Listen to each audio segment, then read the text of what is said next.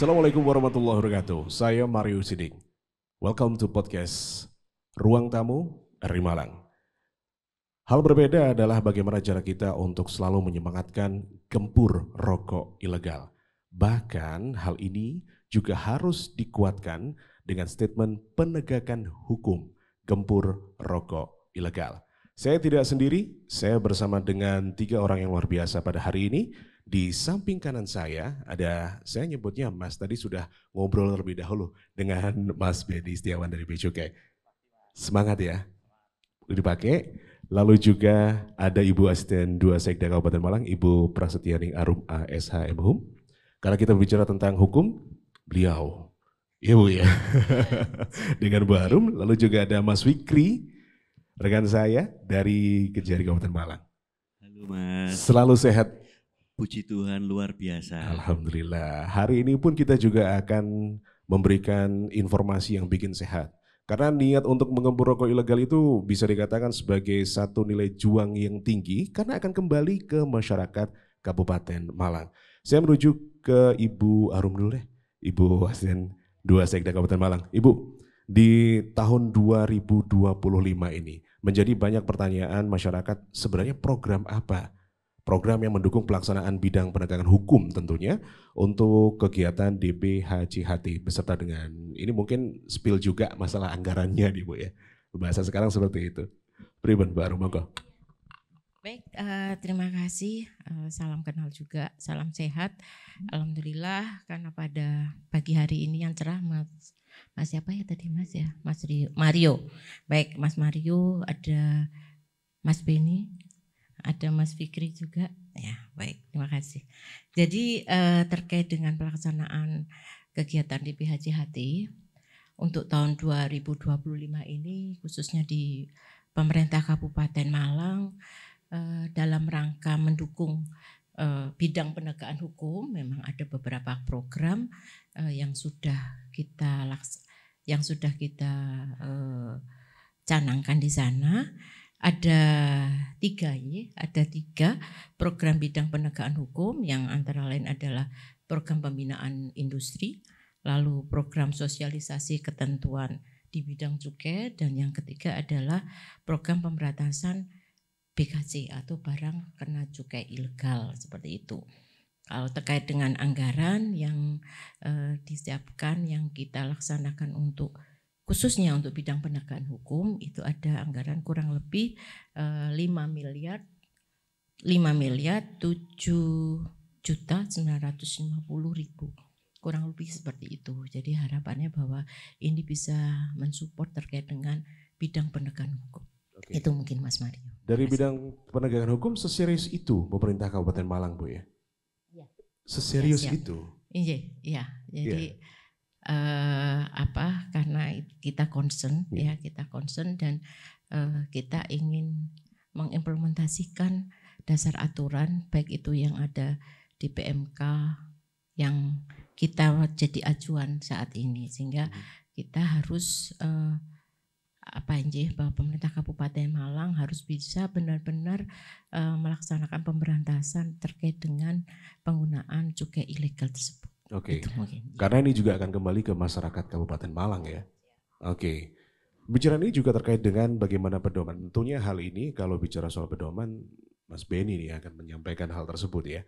Untuk pemanfaatan dari DPHJHT tahun 2025, ini pedoman dari pemerintah pusat seperti apa sih? Detailingnya mungkin ke masyarakat. Karena kalau untuk pamungkasnya hukum, langsung Mas Fikri. Nanti ya Mas. Udah siap-siap Mas Fikri. Monggo Mas Beni silakan. Baik Mas Mario, terima kasih.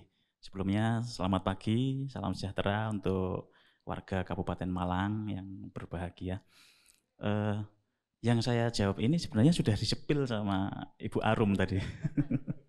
Memang benar tadi yang disampaikan oleh Ibu Arum bahwa pemanfaatan DPHJHT, mungkin bagi yang belum mengenal ya, DPHJHT itu dana bagi hasil cukai hasil tembakau. Jadi cukai itu dikumpulkan dari Kabupaten Malang oleh Direktorat Jenderal Bea dan Cukai, Kementerian Keuangan, disetorkan ke Kementerian Pemerintah Pusat, lalu dikembalikan 3%-nya dikembalikan kepada daerah yaitu Kabupaten Malang sebesar, saya nyontek dulu nih boleh ya? Saya data nih, ada 158 miliar 900 sekian juta. Nah, itu total DPH-JHT yang diterima oleh Kabupaten Malang dari pemerintah pusat. Nah, apakah ada pedoman untuk penggunaannya? Memang ada, karena ini adalah keuangan negara. Penggunaannya tidak boleh serampangan, harus ada pedomannya. Makanya oleh pemerintah pusat diterbitkan Peraturan Menteri Keuangan Nomor 72 Tahun 2024. Di situ ada poin-poinnya. Yang 50% untuk kesejahteraan masyarakat. Yang kemudian 40%-nya untuk bidang kesehatan, diantaranya untuk BPJS, pengadaan alat-alat kesehatan dan sebagainya. Lalu yang 10% seperti yang disampaikan oleh Bu Arum tadi, untuk penegakan hukum. Nah, jadi dari 158 miliar ini ada sekitar 15,8 miliar untuk kegiatan penegakan hukum. Gitu Mas Mario. Kalau Kabupaten Malang ada data tersendiri, seberapa urgensi terkait dengan peredaran untuk yang ilegal ini dari Bea Cukai? Kami membagi 3 ya kalau untuk masalah rokok ilegal ini, yaitu daerah produsen, lalu daerah peredaran, distribusi ya, lalu yang ketiga adalah daerah pemasaran. Nah, Malang, Kabupaten Malang ini adalah daerah produsen. Makanya penegakan hukum terhadap daerah produsen ini sangat urgent sekali. Karena ini adalah sumbernya. Nah, kalau sumbernya kita minimalisir, otomatis di daerah distribusi maupun di pemasaran juga akan minimalisir. Otomatis bisa terisi dengan rokok-rokok yang legal seperti itu. Spill daerah yang rapotnya merah ada?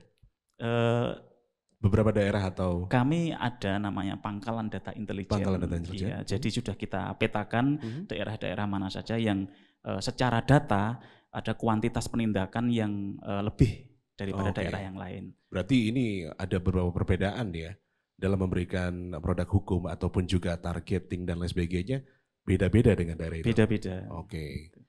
Ya, jadi bisa memberikan penjelasan pada masyarakat bahwa banyak manfaat yang didapatkan dari dana bagi hasil cukai sebenarnya ya. Betul, ya seperti kita demokrasikan dari rakyat, oleh rakyat dan untuk rakyat. Istilah baru ini, kita demokrasikan ya, bolehlah. Istilah yang sangat luar biasa. Dan jika melihat dari hukum, ini sebenarnya saya ke Mas Fikri ya. Kalau untuk Mas Fikri, kalau kita bicarakan soal hukum hal ini, terkait ini edukasi kepada masyarakat sudah sering dilakukan. Lalu juga manfaat dari dana bagi hasil cukai juga dirasakan oleh masyarakat. Tapi dari Kejari sendiri untuk melihat dari sisi pandang hukum atau penegakan hukumnya seperti apa? Ada kacamata tersendiri Mas Fikri. Terima kasih Mas Mario. Assalamualaikum warahmatullahi wabarakatuh. Sebenarnya kan kalau kita pahami bersama, kalau posisi dari kejaksaan terutama, kita ini kan bagian dari tahapan-tahapan hukum yang dimana terkait dengan cukai ini kita tahapan penuntutan. Semua awalnya dari teman-teman Bea Cukai untuk proses penyelidikan dan penyidikan. Cuman kalau saya sih sudut pandang ini begini, penegakan hukum itu adalah ultimum remedium. Ultimum remedium artinya itu upaya terakhir. Kalau saya lebih menekannya itu begini, ketika ada peredaran lebih kepada untuk bagaimana mendorong para oknum-oknum tadi itu untuk bayar denda lebih saya. Menurut saya itu lebih itu. Kenapa? Karena bicaranya kan kita untuk penerimaan. Ketika kita melihat postur hari ini, ekonomi atau untuk apapun itu kan kita lumayan ke situ. Kenapa? Karena kan tujuannya penegakan hukum itu kan upaya terakhir. Manfaatnya apa? Tapi ketika orang ada itikat baik dari para oknum itu gimana itu untuk membayar denda, itu lebih memberikan kemaslahatan dan penerimaan daerah yang lebih tinggi lagi. Sudut pandang saya di situ. Makanya memang ketika kita bicara ini kan memang pentingnya untuk memberikan pemahaman. Kan hari ini informasi itu kan luar biasa. Informasi hampir kurang lebih secara data itu kan masyarakat kita tuh kurang lebih 211 juta lah sudah pegang smartphone pada hari ini. Mungkin di Kabupaten Malang sendiri atau Malang Raya itu mungkin kurang lebih 95% orang tuh udah pegang smartphone lah, 95%. Tetapi kan informasi yang mereka lihat, mereka memahami itu betul tidak. Nah, pentingnya itu tentang edukasi itu tentang pemahaman, karena tanpa pemahaman dengan banyaknya informasi didapat, masyarakat itu kurang bisa memilih dan memilah menurut saya. Makanya Untuk dari sisi hukum bagi saya lebih kepada bagaimana masyarakat itu untuk lebih kepada membayar denda saja, karena itu lebih baik menurut saya. Tidak harus sampai pidana berarti ya? Betul, Mas. Oke, karena kalau denda kembali lagi. Betul. Oke, baik. Karena kita bicara anggaran yang begitu luar biasa besar, tentu keterlibatan OPD di Kabupaten Malang ini menjadi nilai atau poin tinggi juga. Bu Arum, boleh tahu berapa OPD yang terlibat dalam penegakan hukum di Kabupaten Malang ini? Baik, terima kasih Mas Mario. Jadi kalau tadi udah disampaikan sama Mas Benny sama Mas Fikri itu kan memang kami ini harus saling terintegrasi ya, artinya saling mensupport. Artinya apabila ada pelanggaran bagaimana pelaksanaan dari aturan itu apakah sudah bisa dilaksanakan. Artinya dan punishment juga tidak harus bahwa harus dipidana atau apa. Jadi ada edukasi yang memang kita inginkan dalam pelaksanaan penyelenggaraan dana di PHJHT. Nah, terkait dengan perangkat daerah yang ada pun meskipun banyak bidang yang menangani, tapi khusus untuk bidang penegakan hukum ada di 3. Ada di Dinas Perindustrian dan Perdagangan, ada di Satpol PP dan Dinas Komunikasi dan Informatika. Itu adalah 3 perangkat daerah yang mengampu di bidang penegakan hukum untuk penanganan di PHJHT. Oke, termasuk yang kami underline adalah Dinas Perindustrian dan juga Perdagangan ya. Siap. Di mana untuk program pembinaan industri berarti ada berapa kegiatan untuk mendukung pelaksanaannya? Siap. Jadi kalau untuk terkait pembinaannya kita macam-macam ya. Kita melaksanakan kegiatannya bisa dilaksanakan 2 kali dalam 1 tahun. Kita melakukan sosialisasi baik itu tatap muka maupun kita turun ke daerah untuk melihat tersebut seperti itu. Jadi itu yang bisa kami jelaskan. Oke, ya, baik. sorry. Sebelumnya dari media sosial RI sendiri banyak menanyakan terkait dengan sistem pelaporan. Artinya dari masyarakat yang mengetahui tentang transaksi tentang rokok ilegal ini harus melapor kemana? Ini mungkin saya bisa dibantu sama Mas Benny. Masyarakat netizen RRI sempat menanyakan hal itu di media sosial kami. Ini harus melapor kemana ini untuk bisa menyampaikan di tengah masyarakat begitu. Baik Mas, bagus nih pertanyaannya. Jadi melapor itu bisa ke instansi penegak hukum manapun, bisa ke Satpol PP, bisa ke Polri juga, atau mungkin dekat dengan TNI di lokasi juga bisa ke TNI, atau dekat dengan kejaksaan juga bisa ke kejaksaan. Itu tidak masalah. Hanya saja nanti ketika akan ditindaklanjuti maka semuanya akan bermuara kepada kantor Bea Cukai untuk merumuskan bagaimana tindak lanjut dan penindakannya seperti itu. Oke, ada sedikit jaminan keselamatan bagi masyarakat yang ingin melaporkan. Nah ini mereka akan dipayungi apa, Mas Benny? Mungkin nanti akan dipertegas Mas Fikri ya terkait pelaporan tersebut. Jadi bukan sedikit ya. Oh, bukan sedikit? Iya, kalau sedikit kasihan. Sedikit segini ya? Iya, cuma segini. Jadi kita jamin kerahasiaannya, dan selama ini belum pernah ada masyarakat yang menginformasikan kepada kami terus kemudian terjadi kenapa-kenapa kepada masyarakat. Selama ini belum pernah ada, dan kami sangat menjaga kerahasiaannya. Kerahasiaannya pasti dijaga. Betul. Jadi jangan ragu untuk masyarakat kalau mau menyampaikan ada tindakan ilegal terkait dengan cukai ini, langsung lapor kemana aja tadi ya? Kemana saja. Tapi kalau misalkan ke Bea Cukai, bisa langsung ke, sekarang kan kalau Mas Fikri tadi menggarisbawahi era media sosial. Era media sosial. Ya, hampir setiap kantor pasti punya akun media sosial resminya. Di Bea Cukai Malang juga ada, di Instagram @beacukai_malang, atau di Facebook juga ada. Jadi bisa. Kalau misalkan wah saya takut Pak menggunakan akun asli saya, enggak masalah. Begitu dengan akun anonim itu tidak masalah. Yang anonim penting pun diterima. Anonim pun diterima. Tidak masalah. Yang penting informasinya itu istilahnya A1. Bisa dipertanggungjawabkan, bukan informasi yang masih abu-abu. Begitu. Nah, ini menjamin terkait dengan originalitas laporan ini ada tim uji sendiri di Bea Cukai? Betul. Jadi di Bea Cukai sendiri untuk bidang penegakan hukum itu ada intelijen, ada penindakan dan penyidikan. Nah, nanti yang mengolah kevalidan dari informasi itu adalah bidang intelijen nanti. Ya, akan diolah apakah ini bisa ditindaklanjuti atau cukup dijadikan database dulu untuk mencari yang lebih besar. Seperti itu. Oke, baik Mas Benny, terima kasih. Ini juga terkait dengan Mas Fikri, terkait dengan penegakan hukum. Penegakan hukum sudah dilakukan. Dan di tahun 2024 mungkin atau data terbaru, adakah masyarakat yang memang sudah dikenai terkait dengan hukum tersebut? Kalau 2025 belum ada. Belum ya? Iya. Cuman tadi yang menarik itu kan yang disampaikan Mas Benny, yang menanyakan Mas Mario tentang bagaimana ketika masyarakat pada hari ini ingin memberikan informasi, gitu ya, informasi. Kan kalau hari ini itu kan katanya orang-orang pintar itu kan eranya kan postmodernisme ya. Betul. Ya, atau artinya itu orang itu semua itu wartawan kalau bahasa orang lapangan ya. Kenapa? Semuanya informan. Betul, karena semuanya itu punya smartphone hampir-hampir lah. Di mana hari ini ketika masyarakat ketika ingin tahu ada tindak pidana, entah cukai, lainnya itu mereka itu bisa merekam dan mereka bisa melaporkan yang disampaikan seperti Mas Benny melalui media sosial dari instansi-instansi terkait. Kan bisa bikin videonya lah. Apakah mereka bisa menggunakan nama sendiri atau tidak, itu terserah mereka. Karena memang kadang itu orang itu kan takut. Kita harus percaya itu juga pribadi bahwasanya itu lebih baik anonim lah. Yang lebih penting itu kan isi informasinya itu. Apakah informasi itu benar atau tidak? Karena kan juga kita harus tahu betul perkembangan hari ini adalah IA itu kan luar biasa ya. Bagaimana video itu bisa dibikin yang padahal bukan itu orangnya, misalnya lokus tempusnya berbeda, orangnya berbeda, tapi menggunakan gambar orang yang lah. Itulah pentingnya kita yang sampaikan Mas Baji, kita melakukan cross check. Apakah benar informasi yang disampaikan itu sudah valid atau bukan? Karena memang pentingnya hari ini kita ini saling cross check tentang itu. Dan kita pastikan juga bahwasanya tentang kerahasiaan dari informan itu pasti kita jaga.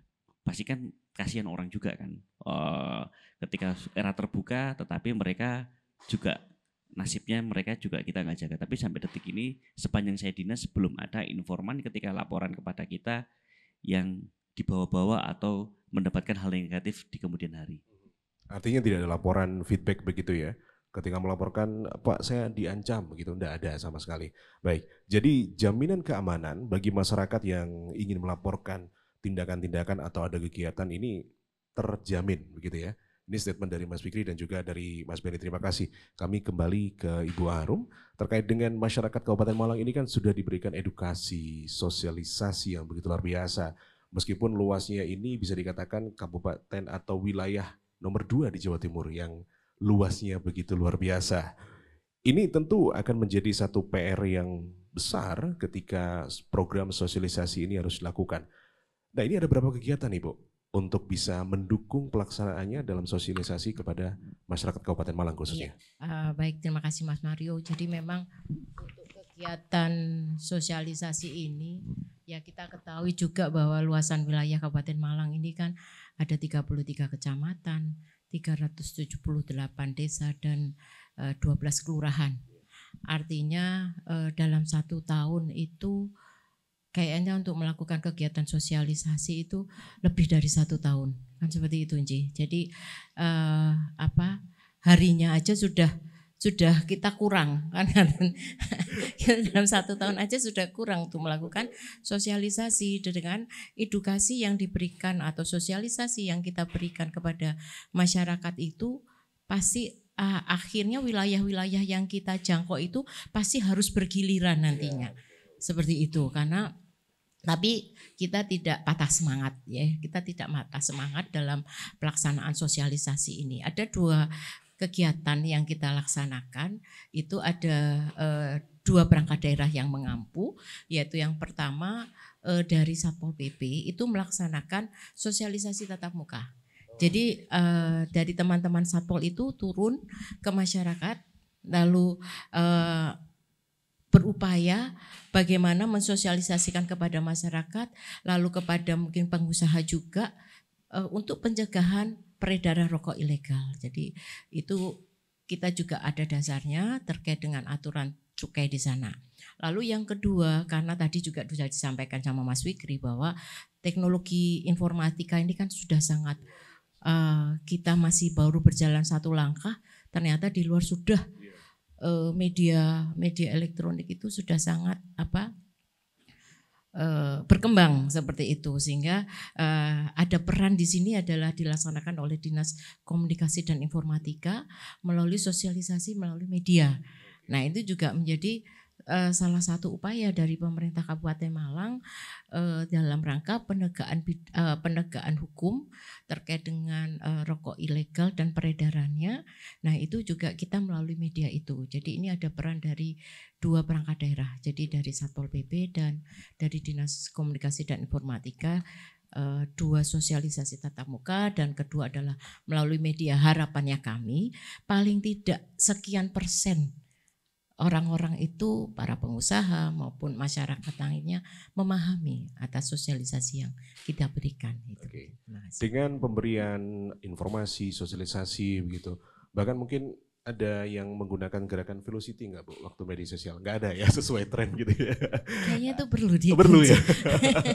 Kayaknya dengan sesuatu. Itu perlu. Kayaknya itu perlu gitu. Jadi perlu diketahui juga. Jadi kami mempunyai tim, ya. Tim terkait dengan DPHJHT, dan kita juga ada sekretariat.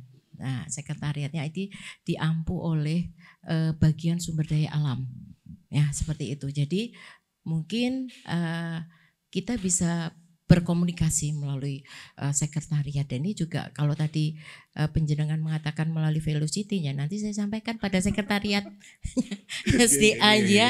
Jadi mungkin nanti kita bisa bervelocity integrasi antara Bea Cukai, Pemkab dan Kejaksaan. Ya, kita nanti langsung parkoi gitu ya.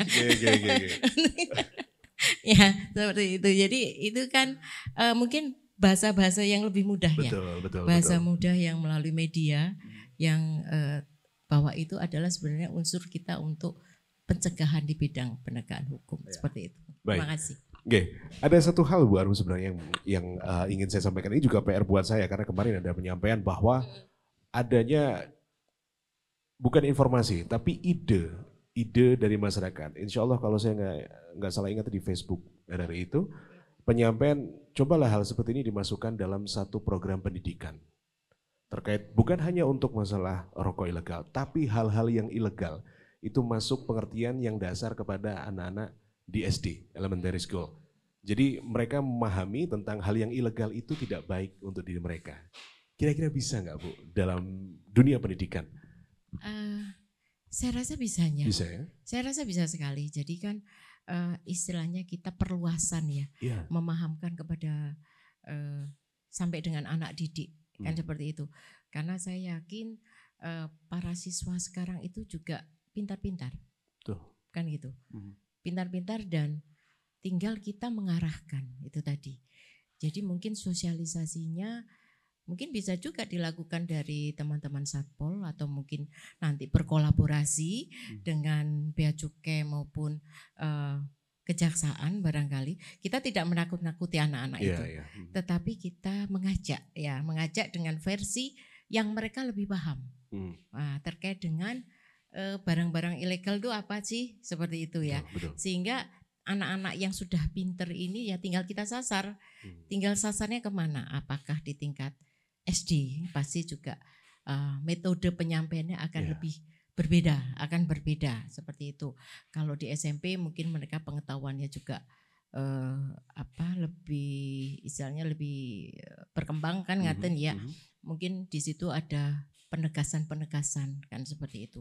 Ya itu jadi hal yang bagus. Kita bisa terima, nanti kita bisa kita sampaikan melalui sekretariat pada dinas yang mengampu seperti itu. Baik. Terima kasih. Ini masukan netizen dari beberapa media sosial RRI juga masuk untuk bisa menjadi satu masukan yang baik juga dalam hal programan. Kalau untuk velocity mungkin teman-teman dari Bea Cukai sudah persiapan. Mas Benny ya. Velocity-nya sudah disiapin biar masuk FYP katanya gitu Mas Benny ya. Tapi Mas Benny dari 2024 dan 2025 setahu saya targetnya naik ya penerimaan dari cukai ilegal ini atau rokok ilegal ini. Yang ditanyakan target negara. Target penerimaan negara atau target penerimaan negara? Penerimaan negara. Betul. Jadi memang Malang ini sangat vital, sangat vital. Termasuk daerah yang menyumbang penerimaan negara yang sangat banyak. Kalau dari DPHJHT sendiri sudah kelihatan.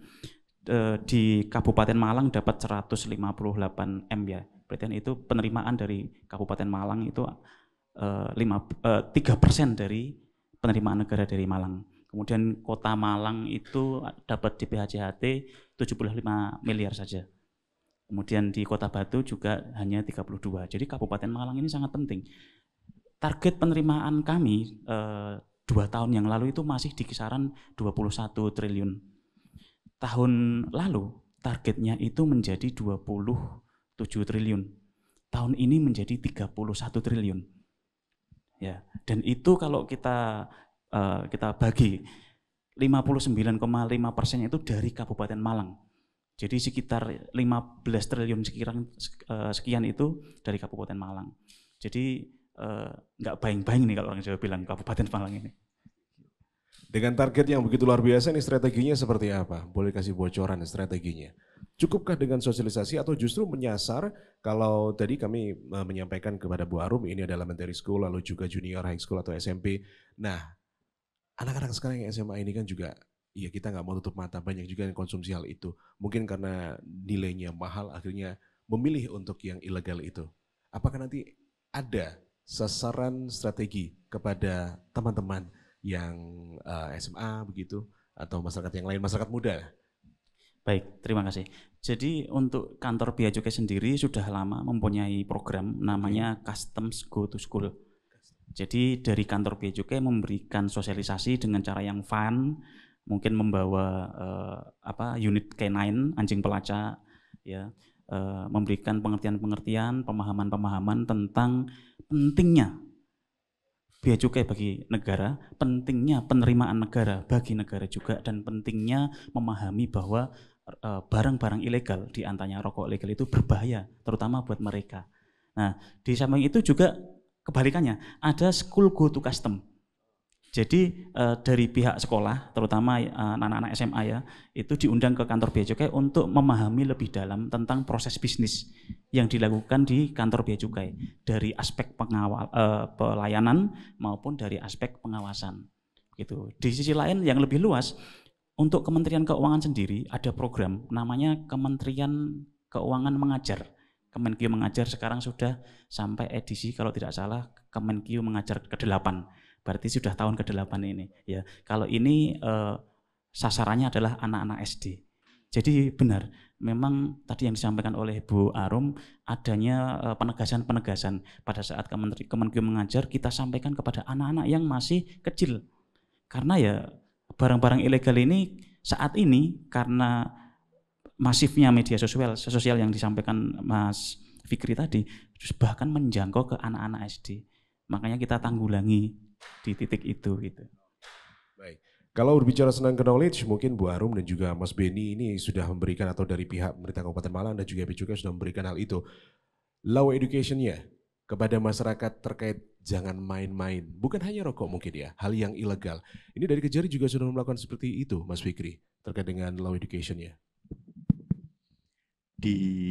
Kalau di Kejaksaan itu ada program jaksa masuk sekolah, ada program juga pemerintah pusat itu kan ada jaga desa juga. Cuman memang begini, kan era sekarang itu kan kalau kita baru itu kan dulu era berkompetisi, sekarang itu era kolaborasi. Oke. Apa dari makna era kolaborasi? Pada dasarnya kan yang saya pahami, kita pahami bahwasanya kolaborasi itu kan kita tak bisa melakukan itu sendiri. Itu substansinya dulu. Kedua, ketika dari Mas Mario menanyakan tentang bagaimana di dunia pendidikan terkait dengan yang ilegal lah, intinya begitu ya. Enggak melulu tentang rokok, bagaimana masyarakat. Lah, ini memang pentingnya bahwasanya era kolaborasi semua stakeholder yang ada. Dari teman-teman Pemda, dari teman-teman Bea Cukai, dari teman-teman kejaksaan, dari teman-teman polisi, ini perlu disatukan. Bagaimana ini bisa berjalan di lapangan. Tapi kalau berjalan sendiri-sendiri tidak akan mungkin masif, karena akan berbeda. Lah, sejauh ini saya melihat kan kayaknya belum ada kolaborasi bersama-sama para stakeholder itu. Tapi ketika mau keinginan bersama, bagaimana kita untuk memberikan pemahaman, kesadaran sejak dini itu penting. Karena kita lihat hari ini, kalau kita baca ya 10 tahun ke belakang lah, mulai 2015, ini kan anak hari ini tuh kan banyak pengetahuan, banyak informasi. Tapi sedikit pemahaman. Mereka banyak punya kosakata yang baik, berbahasa Inggris, pengetahuan luas, tapi pemahamannya sedikit. Kenapa? Karena kontrol dari apa yang mereka dapatkan informasi, lingkungannya, circle-nya. Contohnya kan sederhana gini, anak SD sekarang itu kan ngumpul, pasti obrolannya tuh mabar. Lah kalau Mas Mario lihat mungkin di YouTube, di TikTok, obrolannya mabar itu bahasanya itu kan wow, luar biasa. Kita waktu dulu SD aja nggak melakukan itu, ya kan? Lah, nah makanya ini kan sama menurut saya. Pentingnya kita bersama untuk kolaborasi bagaimana kita bareng-bareng merumuskan gimana sih memberikan pemahaman kepada dunia pendidikan. Pendidikan kan ada dua ya, pendidikan formal dan non formal. Lah, kita mau sasarannya mana dulu goalnya? Let's say bahwasanya yang lebih sistematis pasti kan formal bicaranya. Pendidikan formal kan nggak cuma sekolah dasar, SMP, SMA ya, tetapi ada pendidikan agama juga konteksnya. Kita juga harus melihat itu, ada sekolah TPQ, itu kan memberikan sumbangsi kan. Lah, itulah bagaimana menurut saya kolaborasi inilah yang penting menurut saya di era sekarang ini, bersama-sama bagaimana kita memberikan pemahaman dengan mudah kepada teman-teman, kepada adik-adik SD atau SMP untuk memberikan kesadaran. Apa sih efeknya ini? Karena menurut saya lebih banyak orang itu kan penyesalan di kemudian hari ketika mereka misalnya mengonsumsi, let's say misalnya rokok atau minuman alkohol lah, let's say. Itu mulai sejak dini lah, mungkin SMP atau SMA. Kemudian hari ketika dia usia sebelum 30 tahun, kalau kita lihat data kesehatan, itu kan mereka itu kan, ngapunten ya, mulai punya penyakit bermacam-macam, mulai kena ginjal apa, dengan pola hidup seperti itu. Nah, menurut saya hari ini pentingnya kita kolaborasi semua stakeholder. Kita nggak bisa berdiri sendiri-sendiri. Harus bersama-sama bagaimana, karena yang punya pemangku pemerintah daerah punya jangkauan luas, kita tuh support system dari teman-teman pemerintah daerah. Karena kalau kita berjalan sendiri, niat baik ini nggak mungkin berjalan dengan baik. Gitu. Berarti semua harus dibungkus dengan komitmen bersama. Betul. Yang kuat. Ini sama halnya dengan komitmen dari pemerintah Kabupaten Malang sepertinya. Bukan hanya berbicara soal rokok ilegal, tapi seperti untuk PKJ atau barang kena cukai yang ilegal juga harus diberantas juga ya Bu Arum ya. Ada berapa kegiatan Bu Arum kira-kira yang akan dilaksanakan dari pemerintah Kabupaten Malang? Ini kegiatannya seperti apa? Mungkin bisa disampaikan kepada masyarakat Kabupaten Malang ini. Baik, terima kasih. Jadi memang ada beberapa kegiatan terkait dengan pemberantasan barang kena cukai ilegal yang rencananya akan kita laksanakan pada tahun 2025. Jadi ada 3 kegiatan Mas Mario yang akan kita laksana. Pertama terkait dengan kita mengumpulkan informasi peredaran barang kena cukai ilegal terkait dengan hasil tembakonya. Lalu yang kedua adalah kita melaksanakan operasi bersama terkait dengan pemberantasan PKJ ilegal ini. Lalu peningkatan kapasitas pelaksanaan kegiatan PKJ ilegal.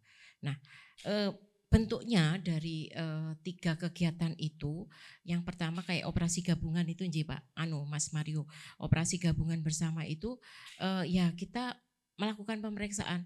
Pertama, kita akan menyasar kepada pedagang yang ada di pasar tradisional. Seperti itu, yang menjual barang kena cukai itu tadi kita melakukan. Lalu kedua, melakukan pengecekan terkait dengan PKC yang dijual di toko tradisional maupun modern, karena itu juga tidak menutup kemungkinan menjadi salah satu tempat peredaran juga. Lalu yang ketiga, kita melakukan pemeriksaan kepada gudang atau bangunan yang diduga itu adalah menyimpan terkait dengan barang-barang PKC, seperti itu. Lalu yang selanjutnya adalah pastinya kita mensosialisasikan kepada masyarakat bagaimana ketentuan peredaran barang kena cukai dan larangan penjual rokok ilegal seperti itu. Itu salah satunya. Dan juga kita akan menyasar juga kepada pengawasan kepada perusahaan. Jadi gitu. Jadi kepada pengawasan pelinting rokoknya. Jadi kita ingin tahu juga bagaimana kondisi mesinnya. Lalu itu berasal dari mana, produksi dari mana. Itu kan juga menjadi salah satu sasar kita. Jadi tidak hanya kepada masyarakat atau kepada penerima barang-barang yang ada di toko, tetapi kita juga langsung kepada perusahaannya. Nah, kita juga harus memberikan pemahaman, edukasi untuk tidak menggunakan mesin itu.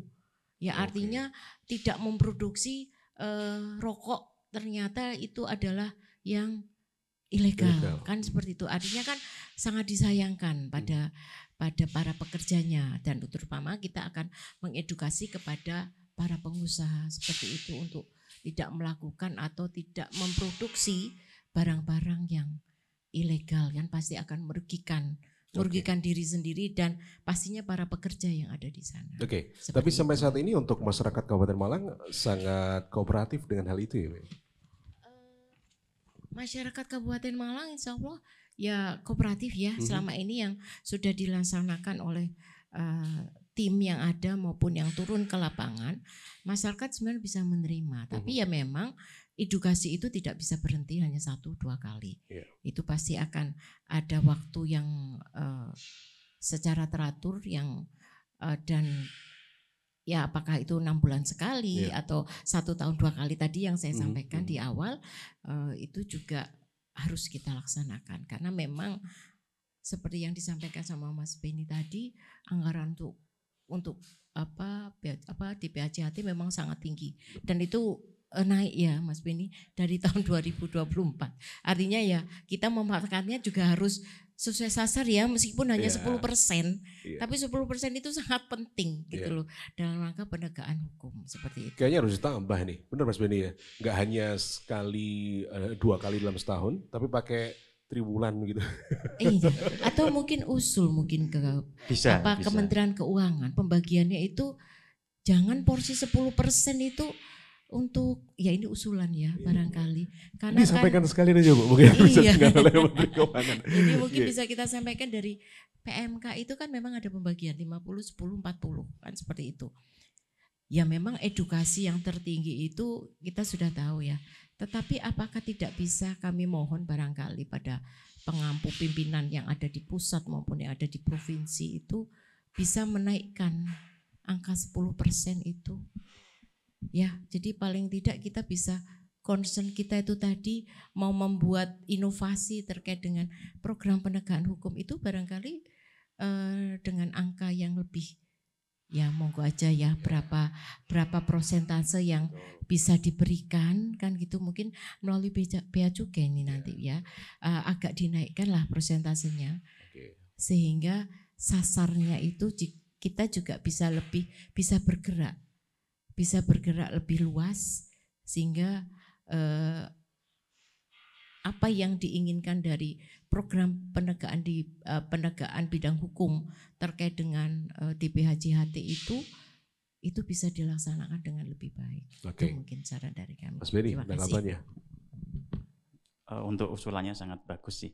Hanya saja karena sudah ada proporsi yang saat ini bisa kita lakukan adalah meningkatkan penerimaan.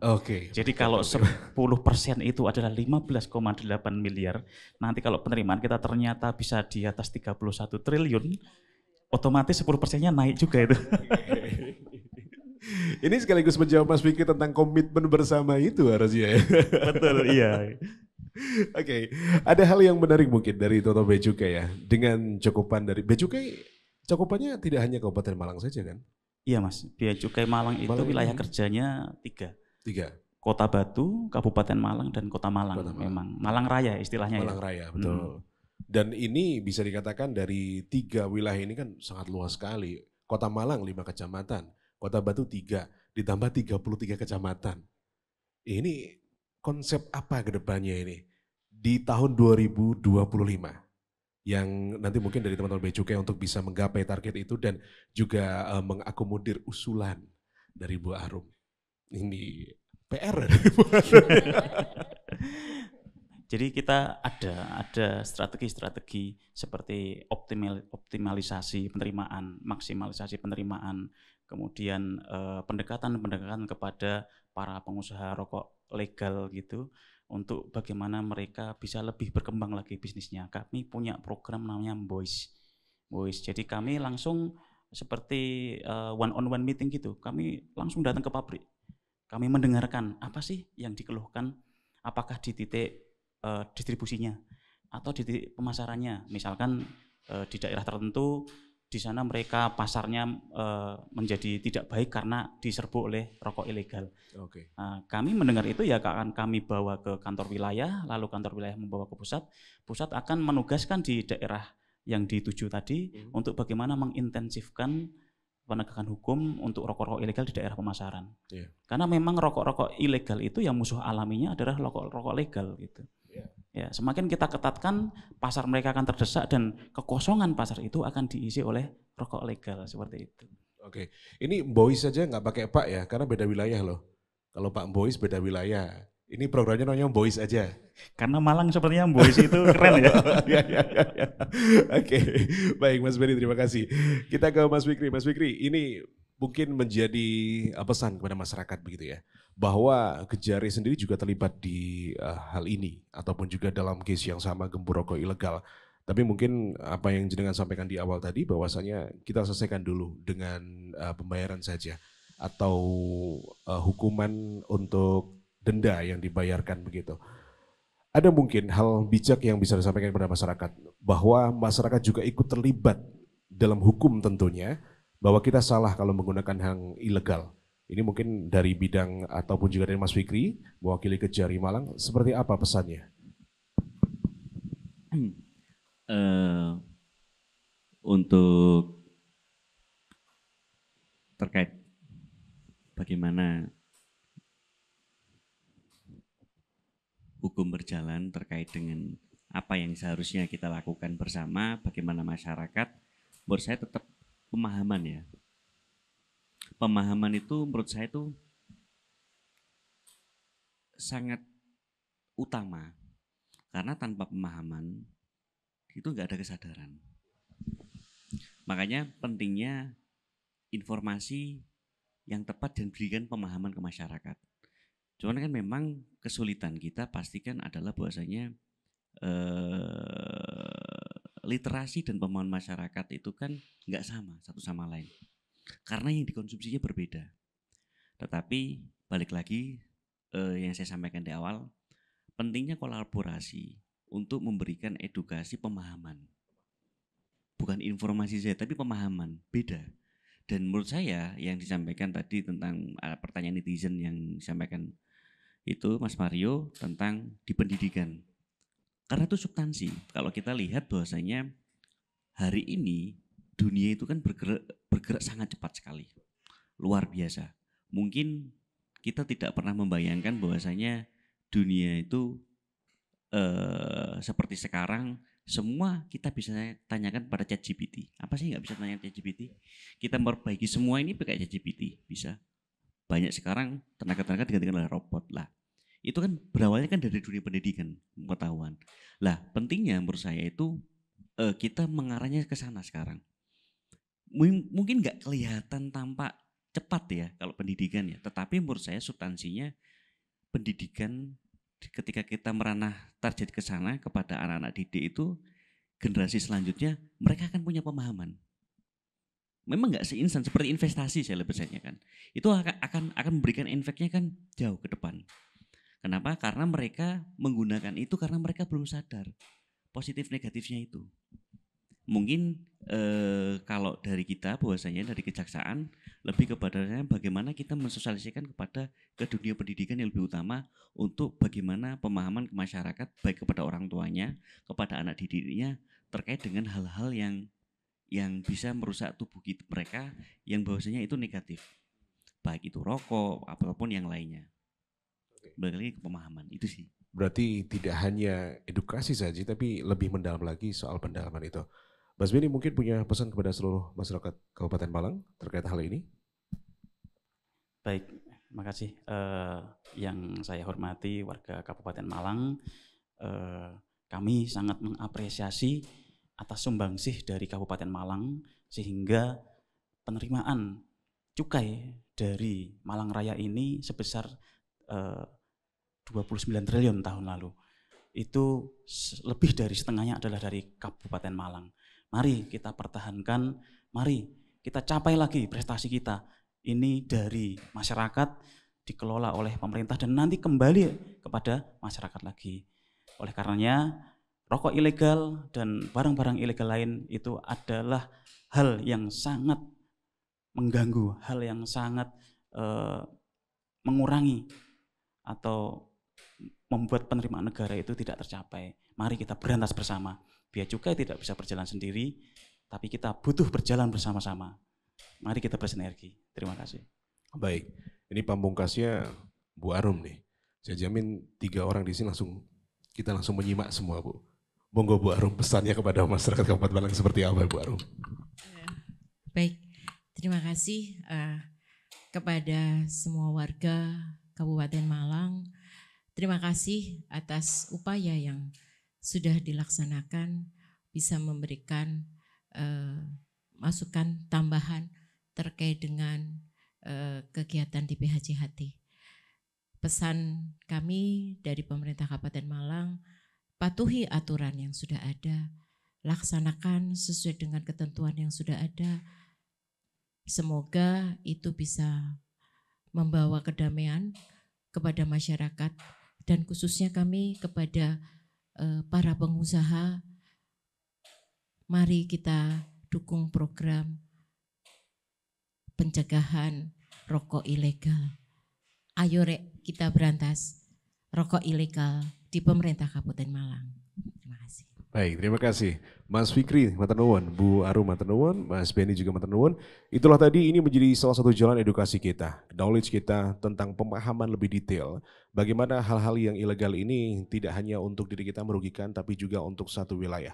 Contohnya ada Kabupaten Malang. Mari kita bersama-sama untuk menggempur rokok ilegal, dan apa yang kita sampaikan ini semoga bisa memberikan pengertian bahwa jika kita bisa bersama, memiliki komitmen bersama, kita pasti akan mendapatkan hasil atau manfaat yang begitu luar biasa. Saya Mario Sidik untuk podcast Ruang Tamu RRI Malang.